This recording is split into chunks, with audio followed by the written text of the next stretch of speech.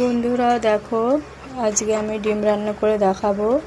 তো এখানে তো আমি ডিম আলু সেদ্ধ করতে দিয়েছি, আর এই যে এখানে যেগুলো আছে এগুলো কেটে নেব। ততক্ষণ তোমরা দেখতে থাকো।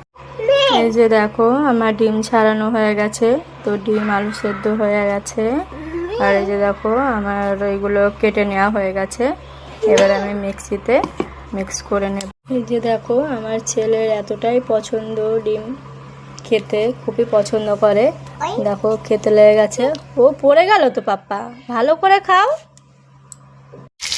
আমি ডিমটা ভাজতে দিয়ে দিয়েছি, এখন আমি পেঁয়াজ দিয়ে দিয়েছি, এটা একটু লাল লাল করে ভেজে নেব। আলু দিয়ে দিলাম, এটা একটু ভেজে নেব। এবার আমি স্বাদ মতো নমক দিয়ে দেব, হলদে গুঁড়া দিয়ে দেব, জিরে গুঁড়া দিয়ে, ধনে গুঁড়ো দিয়ে দেব। এবার আমি এটা ভালো করে, এবার আমি মশলা দিয়ে দেবো, ভালো করে কষিয়ে নেব। দেখো এটা আমার ভালো করে কষানো হয়ে গেছে, এবার আমি জল দিয়ে দেব।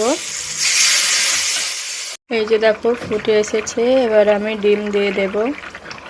5টা ডিম এনেছিলাম, তো একটা ডিম তো আমার ছেলে খেয়ে নিয়েছে, তো 4টে রান্না করছি। আমি একটু ঢেকে দেব রান্নাটা। এবার আমার রান্না পুরো কমপ্লিট, এবার আমি নামিয়ে নেব। এই যে দেখো, আমার রান্না কমপ্লিট হয়ে গেছে।